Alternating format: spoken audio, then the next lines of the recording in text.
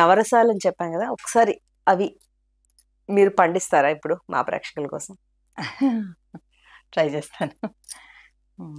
అంటే మాకు ఒక అంబియన్స్ లాగా కావాలన్నమాట. స్టేజ్ సెటప్, పాట, ఒక ప్లే బ్యాక్ అన్నీ ఉంటే బాగా వస్తుంది. But anyway I will try my level best. So శృంగారం ఇందాక చూపించాను కదా, దారి దారి చూచుచున్నది అట్లా. సో అంటే శృంగారంలో మనకి రకరకాలైనటువంటి నాయకులు ఉంటారు. సంభోగ శృంగారం అని, అలాగే విప్రలంబ శృంగారం అని, ప్రియుడి కోసం ఎదురు చూసేటువంటి నాయిక కానీ, మోసం పోయినటువంటి నాయిక కానీ, ఖండించేటువంటి నాయిక కానీ, ఇట్లా రకరకాలు ఉంటారు. సో ఇక హాస్యరసానికి వచ్చినట్లయితే హాస్యం అనేటువంటి అంటే కూచిపూడి నాట్యానికి వచ్చినట్లయితే దీని నాట్యము అని అన్నారు. అంటే ఒక డ్రామా లాగా చేసేటువంటి దాన్ని మనం నాట్యం అని చెప్పని అనుకుంటాం అనమాట. ఒక కథని డిపిక్ట్ చేసేటువంటిది. ఆ కథలో ఉన్నటువంటి పాత్రలకు అనుగుణంగా ఎక్కడెక్కడైతే ఏ రకమైనటువంటి హాస్యాన్ని పండిస్తామో, అది నైపథ్యాత్మికంగా కావచ్చు, అంటే మేకప్ ద్వారా బహువర్ణరి వేషం వేసుకొని విదూషకుడి వేషం ద్వారా నవ్వు పుట్టించేవి కొన్ని ఉంటాయి. అలాగే మాటల ద్వారా కొన్ని డైలాగ్స్ చెప్పడం ద్వారా, రకరకాలైనటువంటి భాషా ప్రయోగం ద్వారా నవ్వు పుట్టించేటువంటి, అంటే కొంచెం పండితులకి పామరులకి ఇద్దరికీ కూడా నవ్వు పుట్టించేటువంటిది. అంటే దాన్ని ఏమంటారంటే స్మితము అంటారు. నాట్యశాస్త్రంలో 6 రకాలైనటువంటి నాట్యాలు చెప్తారు. స్మితం అంటే ఏంటంటే జెంటిల్ స్మైల్, ఒక రకమైనటువంటి ఆనందంతో స్మైల్ చేసేటువంటిది, పళ్ళు కనబడకుండా నవ్వేటువంటిది ఒక రకమైనటువంటి స్మితం అన్నమాట. ఇప్పుడు రాకేందు వదన వినవే, రాకును దీర్ఘమునిచ్చి నాకును కొమ్మిచ్చి నాతిరో పోవే. రాను అని డైరెక్ట్ గా చెప్పట్లా, రాకును దీర్ఘమునిచ్చి నాకును కొమ్మిచ్చి రాను అని చెప్తున్నాడు. సో ఇటువంటివి పండితులకి స్మితాన్ని కలిగిస్తాయి, అంటే ఒక రకమైనటువంటి ఆనందాన్ని కలుగజేస్తాయి అన్నమాట. ఇంకొక రకమైనటువంటిది హసితము, అంటే ఏంటంటే చప్పుడు రాదు కానీ పళ్ళు మాత్రమే కనబడేటట్టుగా అట్లా నవ్వేటువంటిది ఒక రకమైనటువంటిది. ఇంకోటి సుస్వనమైనటువంటి నవ్వు, అలా నవ్వేటువంటిది. ఇంకొకటి వికటాట్టహాసం, అట్లా నవ్వేటువంటివి కొన్ని రకాలైనటువంటి, అంటే మన కీచకుడు కానీ, లేకపోతే రావణాసురుడు కానీ, ఇలా కుంభకర్ణుడు కానీ, రాక్షస పాత్రలు ఏవైతే ఇట్లా అన్నమాట. అంటే ఒక్కొక్క రకమైనటువంటి క్యారెక్టర్కి ఏ రకమైనటువంటి నవ్వుతామో అలాంటిది. అలాగే నాట్యం అంటే డ్రామా అని కూడా చెప్పాను కదా. సో ఈ డ్రామాలో ఏంటంటే నవ్వుతాము, కానీ పొట్ట చెక్కలేటువంటి నవ్వు వచ్చినప్పుడు ఎలా నవ్వుతాము, పక్కన పెట్టేస్తుంటే నవ్వు ఆగదనమాట. సో ఆ రకమైనటువంటి నవ్వు ఒకలాగా అనమాట.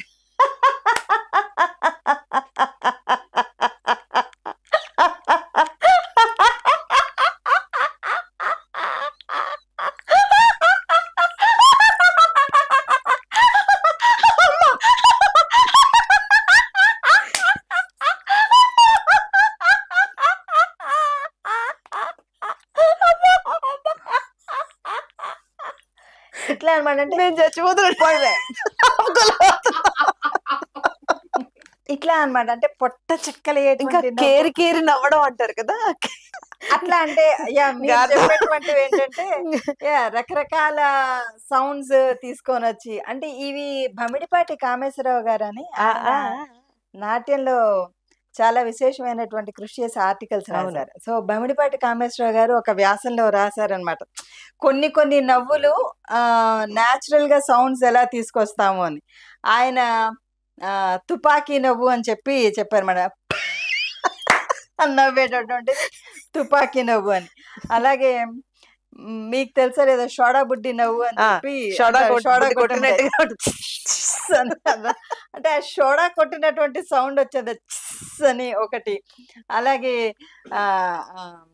వర్షం నవ్వు, వర్షం నవ్వు అంటే ఏంటంటే తుంపర్లు కదా వర్షం అంటే. సో దానికోసం చెప్పి నవ్వుతారు, ఎదుటివాడి మీద తుంపర్లు పడతాయన్నటువంటి ధ్యాస కూడా లేకుండా అనమాట. అలా రకరకాలైనటువంటి నవ్వుల్ని భమిడిపాటి వారు క్రియేట్ చేసి చెప్పడం జరిగింది. అలాగే అన్నమాచార్య కీర్తన తీసుకున్నట్లయితే ముసిముసి నవ్వు, పక్కపక్క నవ్వు, చిలిపి నవ్వు, కిలకిల నవ్వు, ఇలా అన్నమాట. అంటే ఎంతో అందమైనటువంటి నవ్వుల్ని తీసుకొనొచ్చి చూపించడం జరిగింది. అలాగే మనం నవ్వు, ఏడుపు 2 కలిపినటువంటి నవ్వులు మనం చాలా మటుకు సినిమాల్లో చూస్తూ ఉంటాం. నేనెప్పుడూ చెప్పేటువంటిది మనకు చూడండి పాత సినిమాల్లో జమీందారీలో ఈ పని వాళ్ళని కొంచెం ఇది చేసేసి కొడుకు చచ్చిపోతే ఆ శవాన్ని తీసుకొనొచ్చి జమీందారు మీద పెట్టి జమీందారు ముందర పెట్టి అంటే అటు బాధ ఇటు ఏమీ చేయలేనటువంటి నిస్సహాయత ఈ 2 కలిసినప్పుడు ఏ విధంగా నవ్వుతారు, ఏ విధంగా ఏడుస్తారు. అంటే నవ్వు ఏడుపు పక్కపక్కనే అన్నమాట.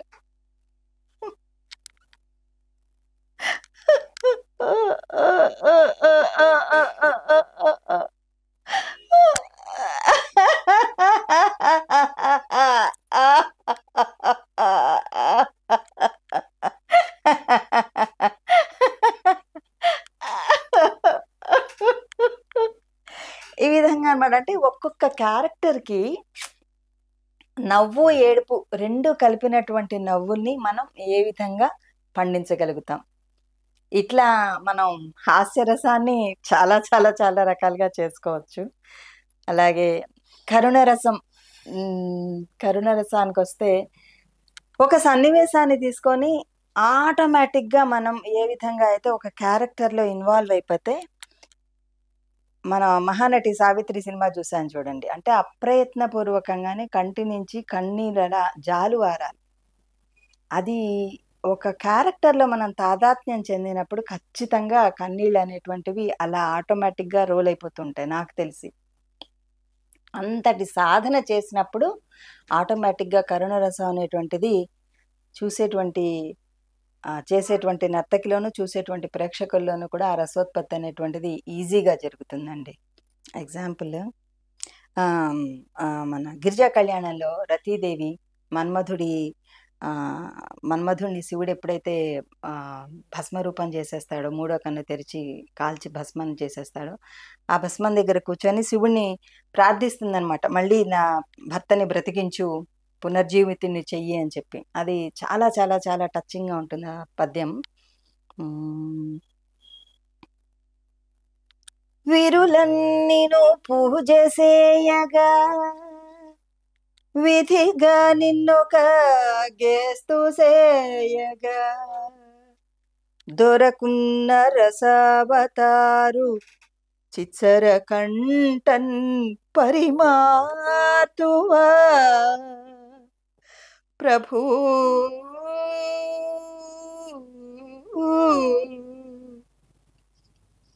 కరుణన్ గిరిరాజ కన్యకన్ సతిగతము పరిగ్రహింపగా మరుడే ఈ మరుడే పునవతిలుగా రతి మాంగళ్యము రక్షసేయ ప్రభు ప్రభు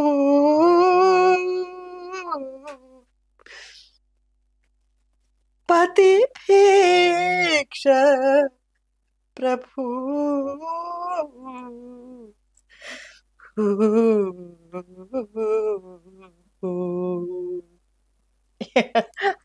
ఇట్లా వావ్ అండి. అసలు వావ్ అన్నది చిన్న మాట. అసలు ఇలా ఎలా ఇన్వాల్వ్ అయ్యి మీరు ఫీల్ అయ్యి అసలు ఆ ఏకధార అలాగా వచ్చేసింది. నెంబర్ 2 మాకు కూడా అలాంటి స్టేట్ కి తీసుకెళ్లిపోయారు మీ అభినయంతో, వాచకంతో, ఇంకా అన్ని. అదే చెప్పాను కదా మొదటి నుంచి మనం చెప్పుకుంది విభావం అనుభవం అని. ఆ విభావం అనుభవం కరెక్టే. నాకు అసలు అంటే మీకు ఎదుటి వాళ్ళు కరెక్ట్ అవ్వడం కరెక్టే. మీకు ఎలా వచ్చాయి అసలు అంత కన్నీరు ఏకధారగా వచ్చింది అంటే క్యారెక్టర్ లో అంతగా ఇన్వాల్వ్ అయ్యారా? ఇంకా ఎలాంటి ఆస్పెక్ట్స్ ఉంటాయి అలా? అంతేనండి, క్యారెక్టర్ తోటి కనెక్ట్ అవ్వడమే. ఇప్పుడు ఒక పాత్ర తత్వాన్ని, ఆవిడ ఉన్నటువంటి స్థితిని మనం అర్థం చేసుకొని దాన్ని కొరియోగ్రఫీ చేసినప్పుడు, సో కొరియోగ్రఫీ చేసి సాధన చేసినంత కాలం శారీరకమైనటువంటి ప్రాక్టీస్ ఇస్తాం. లైక్ అంటే ఈ మూమెంట్ ఇలా రావాలి, ఈ మూమెంట్ ఇలా రావాలి, ఇది ఇలా రావాలి, ఈ హస్తం పట్టాలి. ఓన్లీ ఫిజికల్, అది ఫిజికల్ చేస్తాం. అందుకే సాత్విక అభినయం అంటే ఎప్పుడంటే మనం సత్వంతో మానసికంగా మనం ఎప్పుడైతే నేను రతీదేవి తోటి కనెక్ట్ అయ్యాను, మీరు అనుకుంటున్నారు నేను మీరు నాతో కనెక్ట్ అయ్యారని, కాదు, మీరు కూడా రతీదేవి తోటే కనెక్ట్ అయ్యారు, కనెక్ట్ చేశారు. ఓకే. సో ఆ జర్నీ అలా వస్తే తప్ప అది పర్ఫెక్ట్ గా అవదనమాట. సో అందుకోసమే నేను ఇందాక అన్నాను కదా, మేము యూనివర్సల్ ఎనర్జీ తోటి కనెక్ట్ అవుతాం డాన్సర్స్ అంటే. ఏంటంటే దాని అర్థం ఈ భావాలు కానీ పురాణ పురుషులు అండి వాళ్ళు. సో ఆ పురాణ పురుషులు ఆ తత్వాన్ని మనం ఎప్పుడైతే మనం స్వీకరిస్తామో ఆటోమేటిక్ గా అది నేను. సో ఇంకా ఇట్లా మిగతా రసాలన్నీ అనుకోండి. అసలు మామూలు సినిమా, కొన్ని సినిమాలు చూస్తే కొంతమంది మాత్రమే కళ్ళనీళ్ళు పెట్టకుండా రారు బయటికి. అవునండి. రీసెంట్ గా కాశ్మీర్ ఫైల్స్ కానీ, సో ఆ ఆర్ద్రత అలాంటి ఫీలింగ్స్ కనెక్ట్ అవుతాం. కానీ నాట్యంలో కూడా ఇంత ఉచ్చ స్థితికి ఉంటుందండి, వెళ్తారు అని మీరు ప్రూఫ్ చేశారు. నాట్యం, నాటకం, డ్రామా అండి బేసికలీ. యక్షగానాలు కానీ ఏదైనా కూడా ఎనీ దృశ్య కావ్యం ఉంటాం కదా, ఇది మీకు విజువల్ గా చూపిస్తూ ఉంటారు అనమాట. సో ఇంకా మిగతా రసాలు అడగకండి. చాలా బాగుంది.